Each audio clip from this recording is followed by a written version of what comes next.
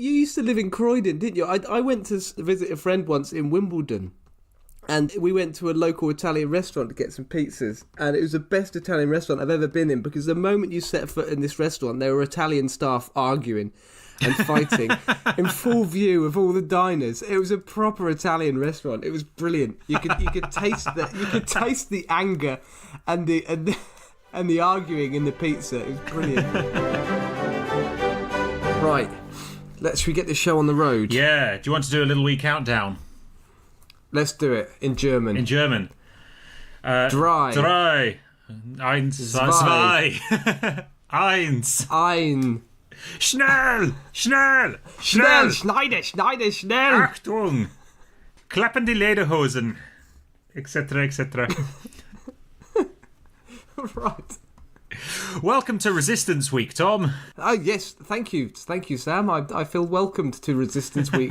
How have you found the Resistance Week? Well, I think before we talk about how we found it, we should probably introduce our new audience members, of which there are at least more than one. To the concept of That Was Genius. So every week there is a topic. This week it's resistance. And resistance. And Tom, who is the other voice, sitting in New Zealand, and I, Sam, sitting in Britain, compare interesting history stories that we've discovered over the week. The story that we talk about is pretty much a surprise, but we have a topic. And that's this podcast. Hilarity ensues. There are almost certainly some dodgy accents, although I've picked a Spaniard this week, so I can't do a Spanish accent. Neither can I.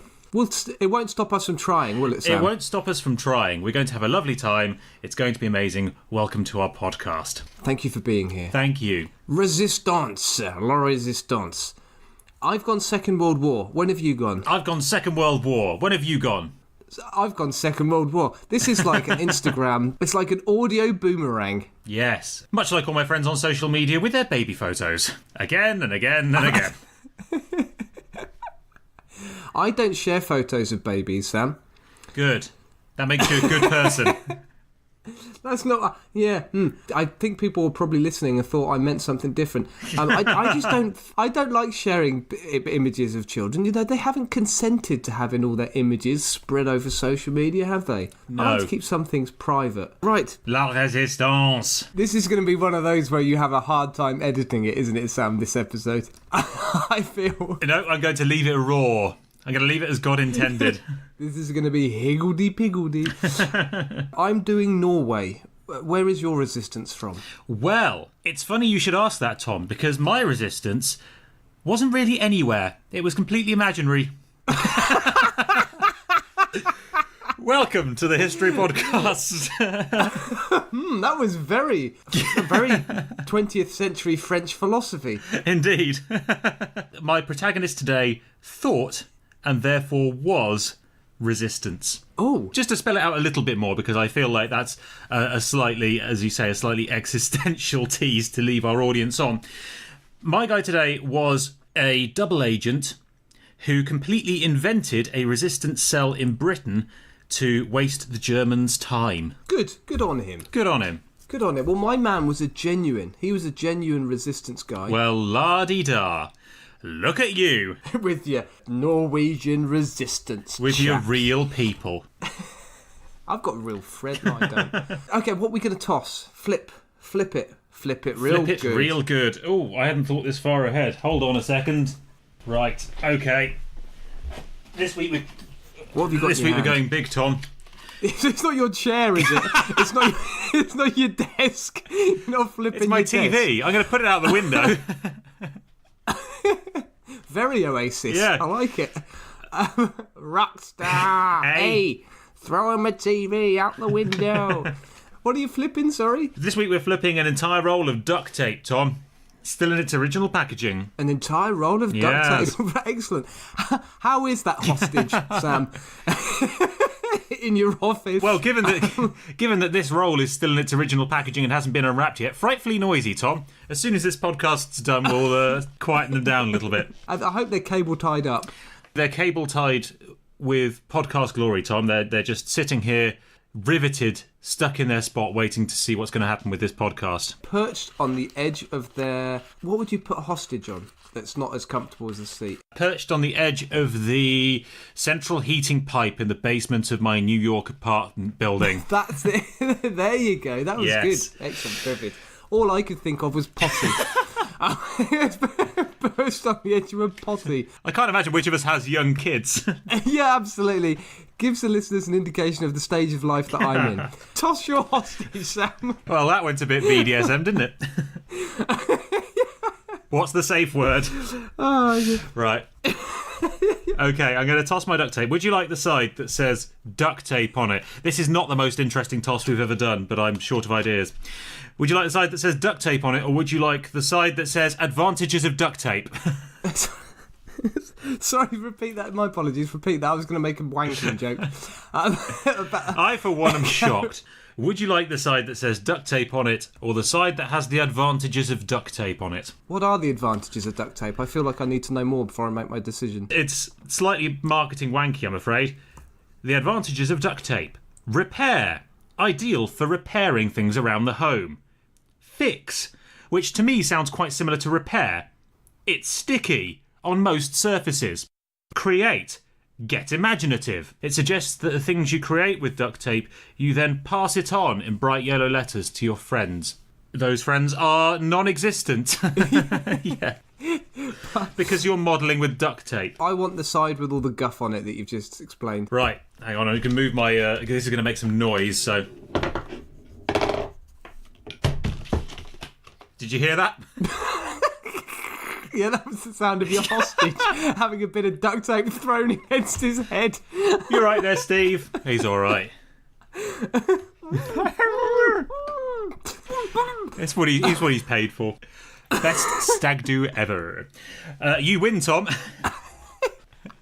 I win. Right, okay. You can go into bat first. Well, I'd like to, if I may, give an honourable mention to the people I was going to talk about today, but unfortunately my sources didn't become available in time, who were a few of the female Jewish partisans who fought the Nazis around Nazi-occupied Europe. And these were some badass women. Yes. So there was Sarah Fortis, who was a Greek partisan, a Greek resistance fighter, who really proved her worth as an actual fighter. A lot of the women in these partisan groups throughout Europe were kind of tasked with defending the camp and cooking and cleaning and the usual slightly sexist things.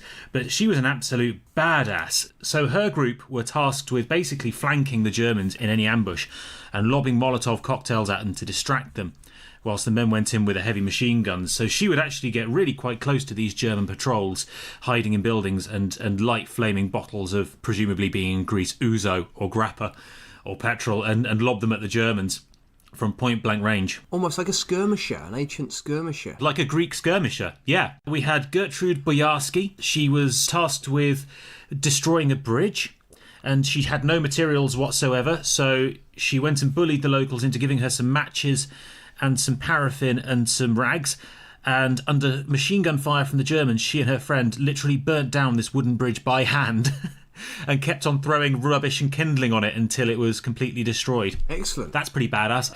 She, incidentally, to get into her partisan group, was forced to stand guard alone in a forest full of Germans for 2 weeks, which sounds absolutely horrifying in the middle of winter, which she did. I didn't realise they had initiation ceremonies like university rugby teams. Yeah, they quite often did.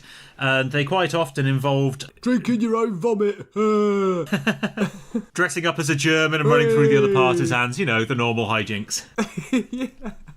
And Etta Robel was another one as well. She was a Polish resistance fighter who was once shot in the leg, and the doctor in her partisan group basically gave her a bottle of vodka and a penknife, and she had to dig the bullet out of her own leg with a knife, Rambo style. Ah, yes. That's what Rambo. And she point blank refused to cook and clean and insisted on going on missions with the men and led quite a few of the missions with the men. So I was going to talk about them today, but unfortunately the book with more details didn't arrive. I tell you what I like about this period of history, that it's brilliant because the Nazis are just bad, aren't they? Yes. There's not really much that's good about them. And so it's very black and white. And so it's good fun.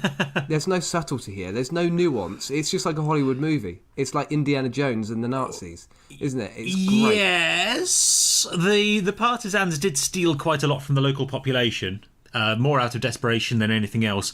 And a lot of them were all also joining up with the Soviets. And were given and were given some fairly unsavoury tasks of eliminating people who certainly weren't Nazis, but also weren't that friendly to Stalin. So they did what they could to survive. Yes, okay. They weren't necessarily. Okay, so there is more nuance. Certainly on the Eastern Front, there's more nuance. Yeah, certainly on the Eastern Front. I was about to say, with these Norwegian chaps, they're just basically giving the Nazis a hard time. So who did you settle on then? So today I settled instead on a guy who I actually discovered a couple of weeks ago and really wanted to talk about. So I've kind of shoehorned him into today. And he is Juan Pujol Garcia, who was an incredible storyteller, a fantastic double agent, probably one of Britain's most valuable assets in World War II, and the guy that the Germans believed was their most valuable asset, but was actually completely wasting their time the entire time. Ha ha. Busted. Busted. Screw you, Nazis. Well, quite. So he was a guy with an extraordinary imagination who weaved an entire world of resistance units within Britain. An absolutely amazing story, and I'm really pleased that I get to talk about him. As his name sounds, he was Spanish. He was born in Barcelona in 1912. What a beautiful horizon. Yes. Is that a song reference? Am I missing something? Barcelona, what a beautiful horizon. Right. It's Freddie Mercury and Pavarotti from the 1992 Barcelona Olympics, Sam. Right. Come on. You should have got that reference. I was 6. I should have known, right? Yeah, come on. Anyway, so he had various jobs, managing farms and doing odd jobs, blah, blah, blah, blah, blah. A pretty normal childhood growing up. Blah, blah, blah, blah, blah, by the way, is exactly what you want to hear in a detailed source-based history podcast. But no, he did some shit, it was fine. Anyway, fast forwarding on to more interesting times. There's limits to how much I'm willing to talk about his background in poultry farming. The Spanish Civil War arrived in 1936. Don't be such a chicken. Yay, you massive cock. I can hear you laughing hysterically at your own jokes. Sam. I'm not. What you're hearing is your echo of you laughing hysterically at my joke. I'm waiting for you to stop so I can carry on. Cock.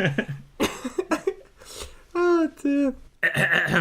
The Spanish Civil War arrived in 1936. Cock. The Spanish Civil War arrived, Tom, in 1936. 1936, the Spanish Civil War arrived. Yes. It's always when you least expect it, isn't it? And I just got my ironing done. I was just about to hang out the washing. I'd thrown the donkey off the church roof. I'd had my chorizo. And what do you know? A bloody civil war starts. Very inconvenient. Well, it certainly was inconvenient, Tom, because Juan's sister and mother were arrested by the Republican side. Do you see how I seamlessly but forcibly returned that to my story? So his sister and mother were arrested by the Republican side, who were the side that were allied with the anarchists and the communists. They were kind of the left-wing side in the Spanish Civil War. And the Republicans tried to conscript Juan himself, but he hid from them with his girlfriend before managing to get papers faked, saying that he was too old to fight. Despite being just 24, the papers said he was in his mid-50s, and he managed to get away with it somehow. So now living and working under a local communist government, he decided he pretty much hated communism. He was back on the poultry farm, it was now being run by kind of a communal council, and it was going to shit. He decided, I don't like this. So what he did was he rejoined the Republican Army, which he very much tried to get out of, with the hope of immediately deserting to the nationalist side, which was the right-wing fascist side. And he did, before very quickly discovering that fascism isn't actually very nice, Tom. Who'd have thunk? No. And so within the space of a couple of weeks, he was done with the war and was done with both sides. Unfortunately, he couldn't really escape the fascist side during the Civil War. But once it was all over, he was apparently very proud of the fact that he'd managed to serve both sides, waste both of their time, and never fire a shot in the entire war. Being now, as he was, very anti-communist and also very anti-fascist, he decided that as Europe descended into war, there was only one path to take to be able to save Europe from the political extremes. Poultry farming. Yes. So create an elite flying squad of chickens. Yes, I think that's a film, isn't it? It is that film. Chicken Run, yes. So he decided that there was only one way to go, and that was to go to the bastion of truth and honesty and respecting and treating Johnny Foreigner like one of your own. the British Empire. God bless, God bless, God bless. God bless, Sam, God bless. Da, da, da, da, da, da, da. I'm standing up and saluting Her Majesty the Queen. I've got a tear in my eye, Tom. Oh, I've got a tear in my eye just thinking of Winston Churchill. Winston? Lying naked in the bath, piss out of his mind. God bless you, Winston. Unfortunately, the British had absolutely no interest, unsurprisingly, in some random Spanish bloke with no history whatsoever of intelligence work. Very different to the Premier League nowadays. Where lots of Spaniards with no history of intelligence managed to get in. Managed to run a fortune. I think that was a good joke. I'm not sure. Yeah. We'll see what happens in the edit. Did it work? I don't know. It's one of those, I'm not sure it worked. Let's insert some canned laughter. Oh, yours was more convincing than mine. There's usually, with canned laughter, there is usually someone in the background doing a more hearty laugh, isn't there? Just to add sort of layers to it. So Juan started to make himself useful and make himself a valuable asset to the British. And how did he do this, Tom? Farming chickens. What's his... No. We're going to put chickens to one side for a minute. He did it by doing exactly what he did during the Spanish Civil War, by signing up for the other side. So he forged himself a diplomatic passport and assumed the identity of a fanatically pro-Nazi Spanish government official who made regular business trips to London, and then approached the Germans to offer his services. And the Germans thought, brilliant, this is perfect. Spain's neutral. We've got a fanatically pro-Nazi guy that we can just send over to Britain. He can do all of our intelligence work. This is great. So they took him on straight away with a crash course in spying, £600 in his pocket, a bottle of invisible ink, the code name Alaric, and instructions to move to London and start an intelligence unit. Alaric? Was that a Vandal or a Visigoth leader? Alaric the First was the first king of the Visigoths from 395 to 410. Yeah, that's right. He sacked Rome in 410. That's what I thought. There we go. I feel like a smart-ass. Good for you. That is excellent history knowledge. Well done. Thank you very much. So he was tasked with moving to London. What Pujol actually did was move to Lisbon in Portugal, away from the prying eyes of all the Nazi agents in Spain, and then sit on his arse, writing up an incredible adventure. He pulled a network of fictitious spies right out of his rectum, choosing their locations and charging his expenses on the basis of a pocket guide to Britain's railways. He'd never been to Britain, so he made some odd mistakes about some of his agents, because he didn't really understand British culture. His man in Glasgow apparently drank a litre carafe of wine every night, which doesn't sound very Scottish, sounds almost Spanish to me. A very cultured Glaswegian. Okay, I can't move without me litre of finest Rioja. Hey, I need to wash down me battered Mars bars. My battered chorizo. Yeah. That's the first Scottish accents we put into this podcast, isn't it? Absolutely. So this wasn't the only problem that Pujol had with Britain. Britain, of course, using pre-decimal currency, which absolutely no one under the age of 50 today understands, and he didn't understand it at the time, so he just whitewashed all his expenses and said, well, that was about £2, roughly, maybe. He got all of his news from newsreels and magazines, and occasionally travel brochures, and a pocket guide to ships of the Royal Navy, so that if he needed to name a ship, he could. The Germans were absolutely thrilled with all of this progress they were making. But unfortunately, he did become a bit of a pain in the arse for the British, which is unfortunate because he was trying to impress them. So the British intercepted some of his writings and became so convinced that he was in fact a real spy, they launched a full-scale manhunt for him and his network of spies in the UK. They did pretty quickly realise, however, that whoever they were searching for was in fact actually deliberately wasting the Germans' time. On one occasion, he even created a fake naval convoy which the German Navy sent tens of ships and submarines to intercept. Never existed. He just completely made it up. He pointed at the map and said, Liverpool? Or in a Spanish accent, Liverpool. And that was good. That wasn't bad. How much has that been practiced over the last 7 days? It was pure luck. On the train, Liverpool. How did you do? I don't even know how you did that. Try again. Liverpool. It's still Mexican. I'm just doing Mexican, but if I just do it one word at a time, no one can tell. Great. Apart from any Spanish people listening, who our podcast stats tell me is 0, so safe to be racially insensitive. Yeah. So it was at this point that Pujol's wife approached the American Secret Service, who saw what he was doing, saw that he was quite useful, and finally put him in touch with MI5.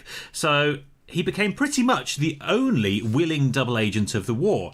Certainly the only one who joined one side in a specific attempt to get the other side to hire him. Yeah, it's a pretty deep double cover, this. Yeah. So for the first couple of years of the war, he was an independent spy. They're just doing it for fun, off his own back. Whilst actually not being a spy and sitting on his arse drinking coffee and reading travel magazines. And learning a bit about Glaswegian culture, yeah. And learning very little about Glaswegian culture. So at this point, the British gave him his spy alias, which he'd become known by for the rest of his career and through history, which was Garbeau, after Greta Garbo, the greatest actress in the world at the time. So Pujol was teamed up with a guy called Thomas Harris, who was a fluent Spanish speaker, and he moved to London with his family, and they got to work. Now, Harris and Pujol bounced off each other, just like we do, Tom. They were a fantastic double act. Great chemistry. Magic together. Classic chemistry. Wonderful bromance. And Anton Deck, Robson and Jerome, Cannon and Ball. How did we both go down the same route? How did we both pick out Robson and Jerome? Because that's the kind of chemistry we have, Tom. Yeah, absolutely. That's the kind of chemistry that wins wars. Is this who we're trying to appeal to with our podcast? Are we trying to appeal to 60-year-old women? Is that who we're appealing to? That's the dream. The silver pound, Tom. The silver pound. Oh, good grief. Nobody knows who Robson and Jerome are. Does you No. think people know who Anton Deck are? Probably not. Who's a famous American double act? Laurel and Hardy? Like Laurel and Hardy. Speaking of characters and double acts, Tom, here's a few of the people that these guys created to fool the Nazis. The brothers of the Aryan World Order, who sound very dark and foreboding, who were a fanatically pro-Nazi resistance movement of Welsh nationalists living in Swansea. Swansea, by the way, small town in Wales. There was our Venezuelan businessman and wine aficionado based in Glasgow, who we've already mentioned. Yep. There was the loose-lipped American Army sergeant. There were the fanatical Indian nationalists, the KLM courier pilots, KLM being the Dutch airline, the camp guards and waiters at officers' clubs and army bases around the UK. We're discarding the camp, boys. Oh, dear. I love being a guard. Yes, Queen, sachet that rifle butt. It's enough Kenneth Williams. So, in all, this network of pro-Nazi informants and resistance groups in the UK numbered 27, none of whom existed, all absolutely fake. And he was doing this all while sitting at home quite comfortably, scratching his arse. He was actually really bloody busy, Tom. He did quite a lot of work, it turns out.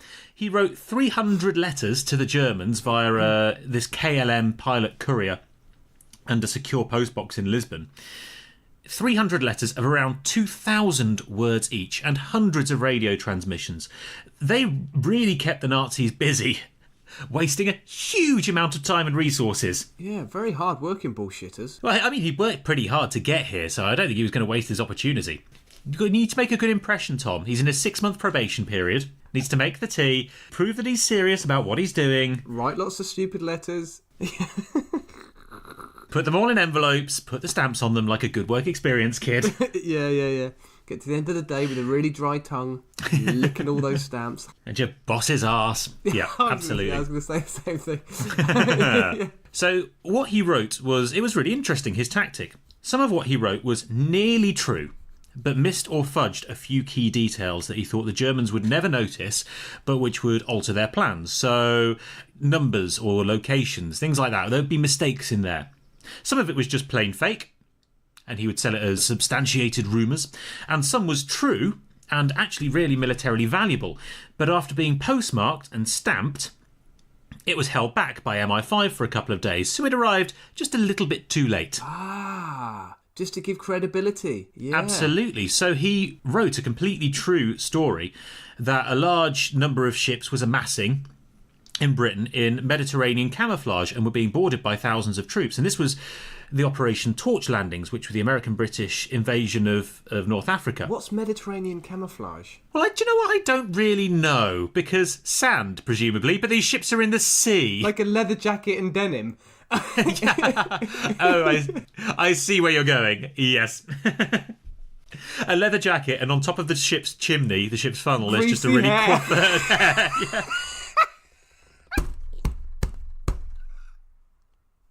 Oh, dear me.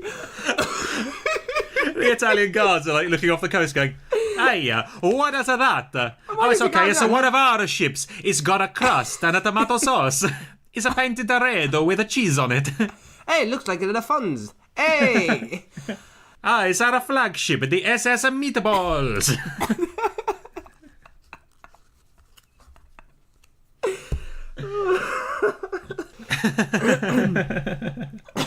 Sorry. Who's that ship belong to? Oh, it's okay. The wing mirrors hanging off and the captain smoking with one hand, a mobile phone in the other. 5 bambinos in the back. It's a definitely Italian ship. It's surrounded by scooters. I'm just thoroughly enjoying that image of the Italian Navy in World War II. just the Fonz, a giant pizza, a huge floating Vespa. An Italian aircraft carrier with just thousands of men in leather jackets on Vespas waiting on the deck.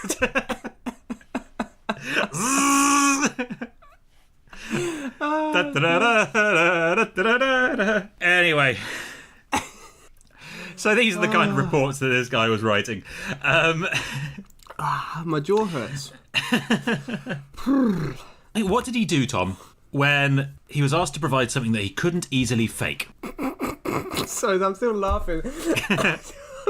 I'm still laughing at the thought of a battleship in a leather jacket with greasy hair and a pair of denim. So anyway, when Pujol was asked to provide information that he couldn't easily fake, the advantage of having a complete series of made-up agents is that you can just kill them.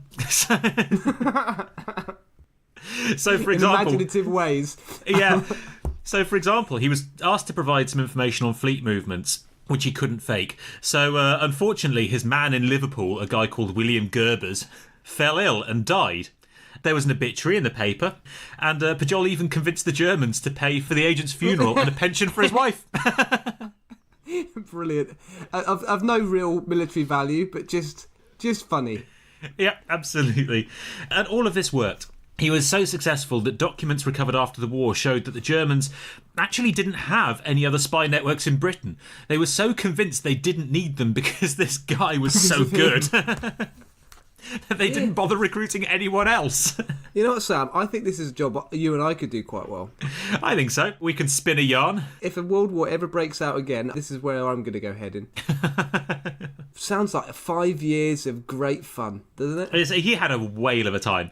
But, it was working. The German Secret Service quoted him over 60 times in their briefings to the German High Command, meaning his reports were repeatedly ending up in the lap of Hitler himself. In fact, he was so highly regarded by the Germans that they actually awarded him the Iron Cross just a few days before D-Day for all of his services in the war effort. Because he was Spanish and wasn't actually in the German military, Hitler himself had to personally authorise this award. Oh, brilliant. And it was given to him over the radio.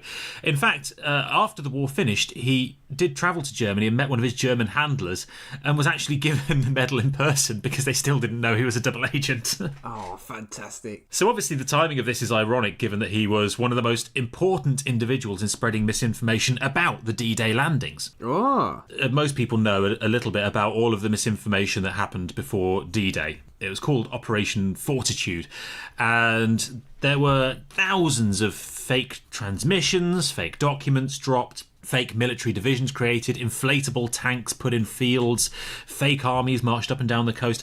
Just millions of pounds and millions of man-hours put towards confusing the Germans as to where and when the D-Day landings were going to take place. Who was manning the inflatable tanks? Well, no one. They were inflatable. Oh, sorry. Was the answer you expecting? Sex dolls. The blow up soldiers. Very pouty lips. A field full of sex dolls with moustaches and little leather hats. Oh dear. Is that a pistol in his hand or? Oh, no. Right, Winston, what we've found is that every single person in the UK called Nigel seems to have a sex doll that they're not telling their wife about. Give us your railings and your sex dolls for the war effort. We've knocked on every Nigel's door and we've taken their sex dolls. Apologies to anyone listening called Nigel, by the way. You can have your sex doll back soon. I just love the idea of the pornographers of Britain signing up for the war effort. The wankers We've of given Britain. Wankers for victory.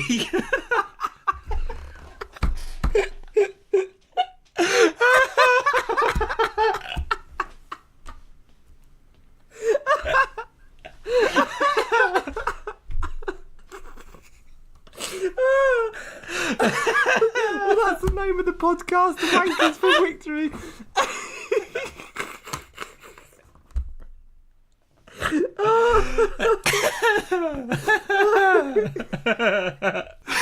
Keep calm and crack one off. Right, back. Woo. Oh, God. Right. Focus. So Pujol was absolutely instrumental in the disinformation campaign in the lead up to D-Day. He was feeding all of these reports to the Germans. Stop laughing in the background, I'm really struggling. And feeding them all of these reports saying that there's actually a whole second invasion wave coming that was going to attack Calais, and that it was even bigger. Actually, D-Day was just a distraction. So he was sending all of these reports to the Germans, who believed them so thoroughly that they actually moved troops away from the D-Day landings and defending Normandy and put them in Calais because they were sure that the Allies were coming to invade a second time. And for all of these acts, he was given an MBE in November 1944, making him pretty much the only person in the war to have been given awards for gallantry and service in the war by both the British and the Germans for his service. You can't see me, but I'm still in stitches. I'm crying. But because I'm a professional, I'm trying desperately to carry on. I haven't heard anything you've said for the last couple of minutes. That's fine. It means you're not interrupting. Oh, please let me finish. I've got 2 lines left of my notes and then it's all yours. Go, do it. So the Nazis never cottoned on to him being a fraud. He managed to get away with it for the entire war, but he was quite scared of reprisals in the years after the war. And so in 1949, he disappeared and faked his own death from malaria in Angola before fleeing to Venezuela, which is ironic, really, because that's quite close to where an awful lot of the actual Nazis who he was scared about fled to, when they all went off to South America and Argentina. And his identity was only rediscovered in 1984 following a huge hunt by a British historian. And he was invited back to Britain and toured Normandy and was treated like an absolute hero for all of his war service. And he died in 1988, having cost the Germans thousands of troops, and troops being in the wrong place at the wrong time, tens of thousands of wasted hours of effort, huge amounts of wasted planning, and over $350,000 in cash and expenses, all frittered away on a completely imaginary spy network and network of resistance in Britain. What an absolute lad. Superb. So there we go. That was the story of Juan Pujol Garcia. Self-made double agent, pain in the arse, and fantastic storyteller. A life well spent, I think. Apart from when he had to flee and become a shopkeeper in Venezuela. Yeah, is that what he did for the rest of his life, was it? A shopkeeper? Yeah, he ran a gift shop. Oh, very good. From one Second World War hero to another. So I've chosen to talk about a Norwegian hero of the Second World War, the resistance movement in Norway, called Gunnar Sønsteby, which I'll have you know is an excellent pronunciation of his name. Is it? Are you going to do more Norwegian accents? Or are you going to rely on the fact that Norwegians speak amazing English? Yes, I think we're going to have to. I think I can do a kind of generic Scandinavian accent, but I might leave that tantalisingly hanging. The Norwegian resistance movement. That's a bit Dutch, isn't it? He had 2 nicknames, actually, Sam. He had 2 nicknames. So Gunnar Sønsteby was known as Number 24. Good nickname. Number 24. Also known as the Chin. I've seen it called the Jaw as well. The jaw, the cheeks. But I spoke to a Norwegian lady and she said it translates as the chin. The nose, those lips, the pout. Is that a song you're the singing? azure blue eyes? No. No, I'm just becoming slightly flirtatious. Oh, okay. Why was he called Number 24, Tom? I don't know. I think it's because he was just... Because on the menu for my local Chinese takeaway, that's Kung Po chicken and delicious, but I'm pretty sure that's not his. That's not the reasoning. Not his bag. No. I suppose Number 23 was taken. It's like when you try and sign up to YouTube with your name. Tom Berry, that name is taken. Tom Berry 1, that name is taken. Tom Berry 1989, that name is taken. God damn it. Put some underscores in. So I'm going to have to be the Chininator 24. I like it when I like it when I get people customers, clients who have email addresses that they signed up for when they were 14. And they're now 30 and slightly embarrassed but haven't quite got round to changing their email address. Do you have one, Tom? Do you have an embarrassing email address? I'm not going to tell everyone exactly what their email address is because I don't want people freaking emailing me with love letters and shit like that. I got a Major Tom email address. And when I was at university, this is when you lived upstairs and I lived downstairs, I remember phoning up a call centre, which was presumably in India or Pakistan or somewhere like that. And the chap who was at the other end of the line was Indian and saw that my email address was Major Tom and started asking me about the military and where I'd served. And I played along.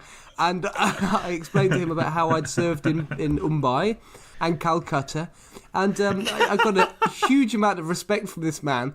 And he sorted out all my problems very promptly. So yes, I think I could be like your Spanish chap, Sam. If the Third World War broke out, I think I've got the ability. I think you have, Tom. So Gunnar Sønsteby, also known as number 24, also known as the Chin. He is actually Norway's most decorated citizen. Really? Yes, awarded the Norwegian War Cross with sword and 2 swords. That's its official name.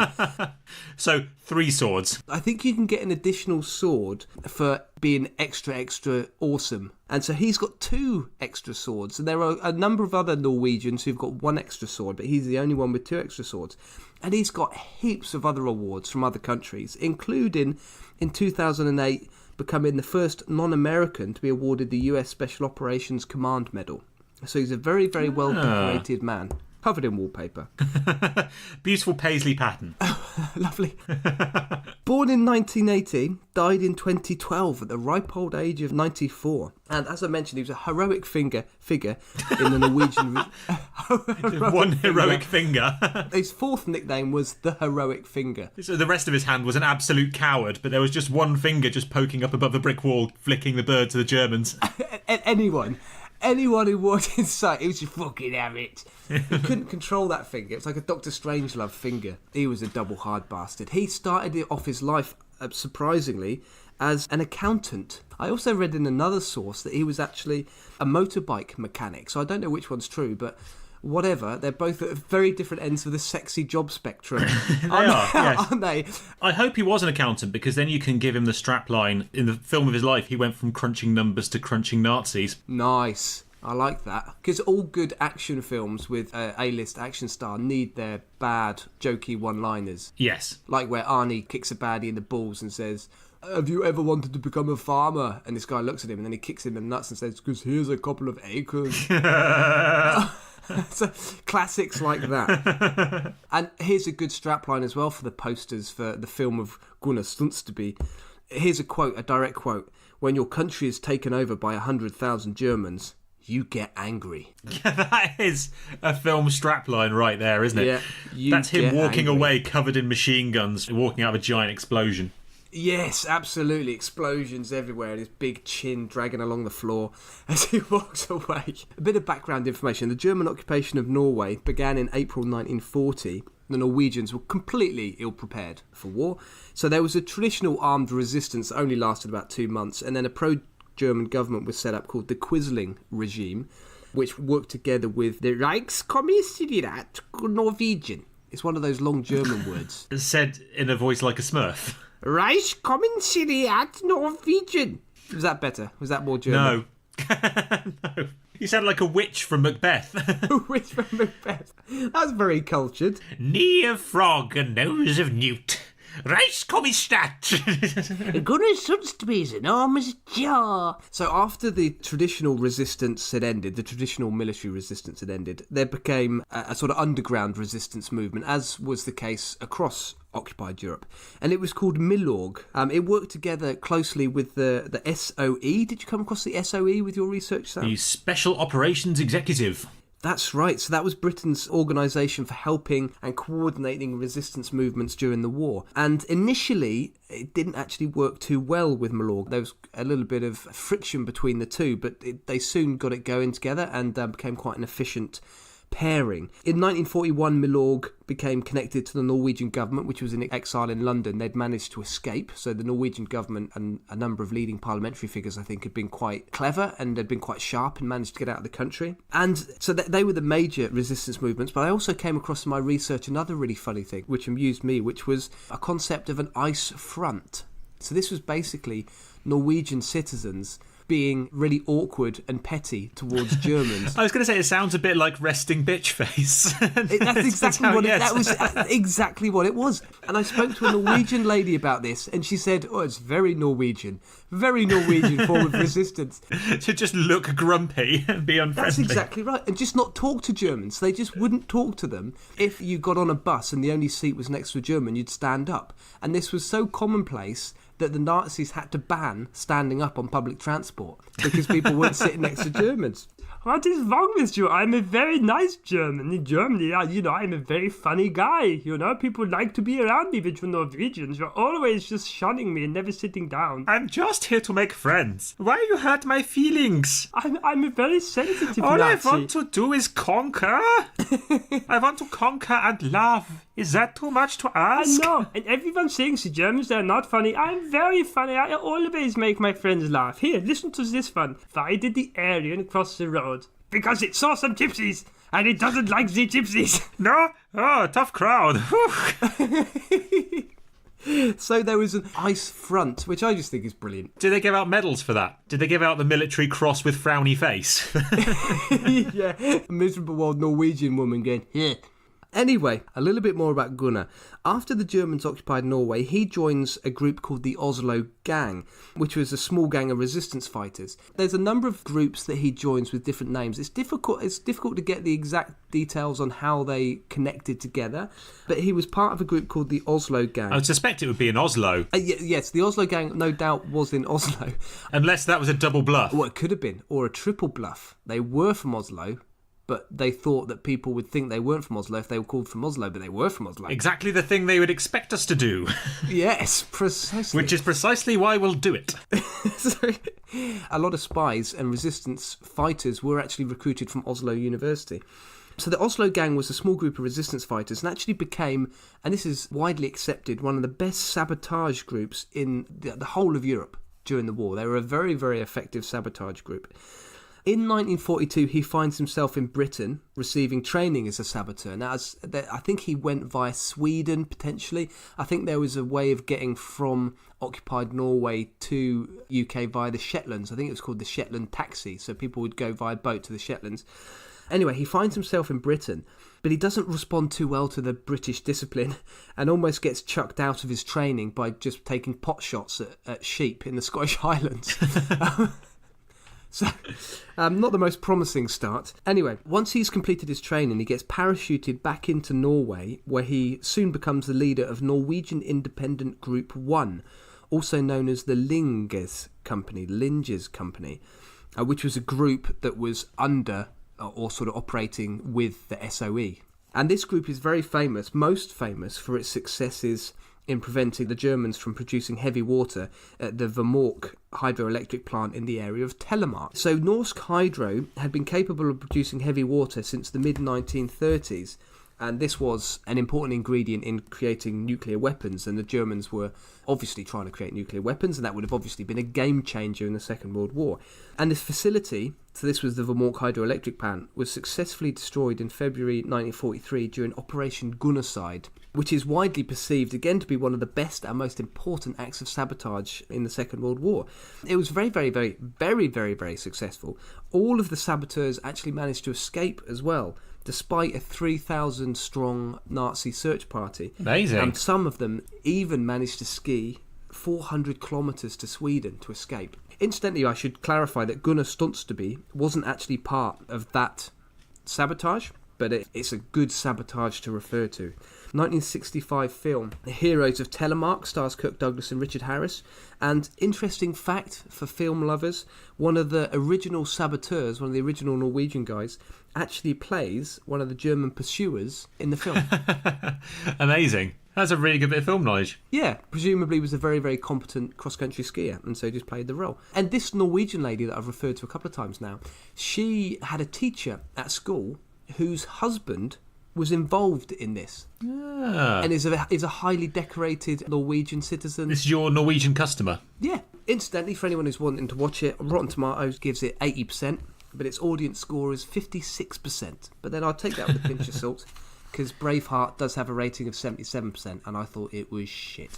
So there you go. Gunnar was a master of disguise. He had 30 to 40 disguises that he used to avoid the Gestapo, and of course he was on their hit list. Very good at forging papers as well, and he could even forge the signature of a chap called Carl Martinsen, who was the leader of the Nazi police in Norway. Was he also one of his disguises? I don't think so. Did you ever see them in the same room together? No, exactly. Well, yeah, absolutely. Carl Martinsen actually sounds like a really horrible guy. He was responsible for the Norwegian Holocaust, so he's a very unpleasant chap. But he could forge his signature. And Carl Martinsen was actually killed in 1945 by resistance fighters. Gunnar was a very, very disciplined and a sensible saboteur. He would never stay in one location for too long. He was always moving around. He had a network of lots and lots of places where he could sleep. One such place was a bakery, and he knew that if he turned up and one of the waitresses gave him a certain look, he knew that he could stay, and if they gave him a slightly different look, he knew he'd have to go because there were Nazis around. So he was very, very, very effective. And I also read somewhere part of his success was the fact that he just looked so grey. He just looked like an accountant, you know? He just looked like such an average bloke.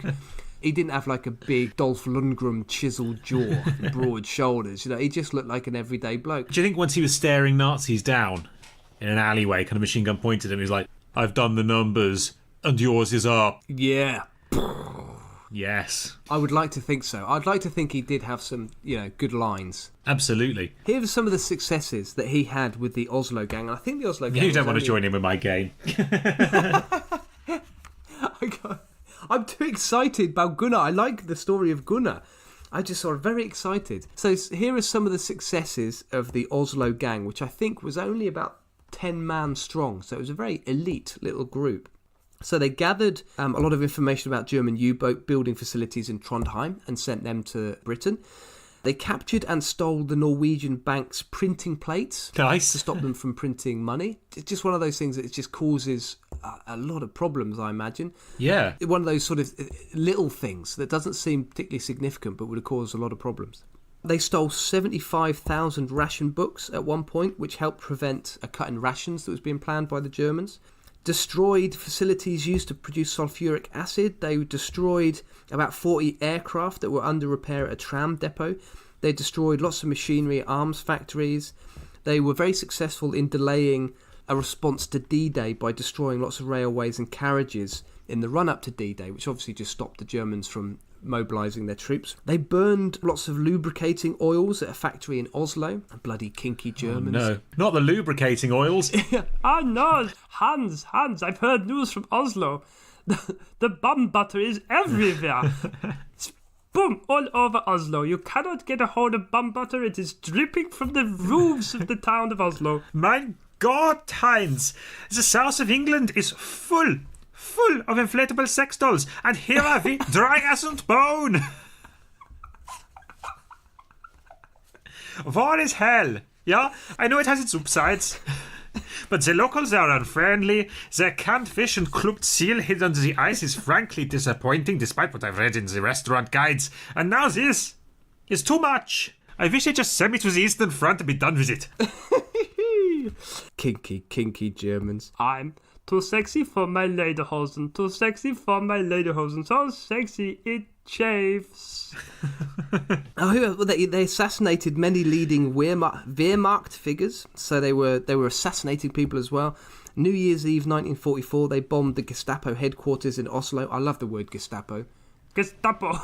That's a great word, isn't it? Gestapo. They also bombed the employment office in Oslo, which prevented the Nazis from forcing Norwegian men into the army to fight against the Russians. So very, very, very, very successful. Like I said before, often listed as the most successful resistance movement during the whole Second World War. And I was actually slightly disappointed, to be honest, Sam. I've had a very, very busy week. I did find an hour-long interview with Gunnar Sønsteby on the United States Holocaust Memorial Museum website. So it's an oral history interview. I'd love to have listened to it, but I just couldn't find an hour in which to listen. But I imagine that is good fun to listen to. Well, let's link it in the podcast description. Absolutely. So there he is. That's Gunnar Sønsteby, a heroic accountant from Norway. Fantastic. I like that. And do you know what the best thing about his story is, Tom? What's that? It all adds up. Hey. And on that note, it's the end of the podcast. Very good. Oh, I've enjoyed this week, Tom. Have you had fun with this week? I've had a lot of fun, Sam. I love the idea of blown up sex dolls in the south of England. Well, I think wanking for victory is probably my favourite thing that's ever come out of this podcast. Darling, I've been told by the local MP that we're supposed to all wank for victory. Yes, the vicar came round and told me that when the church bells chime 3 times... Everyone's supposed to have a good wank. This one today, we're doing it whilst thinking about the Norwegian resistance. It's called Toss Off for Trondheim.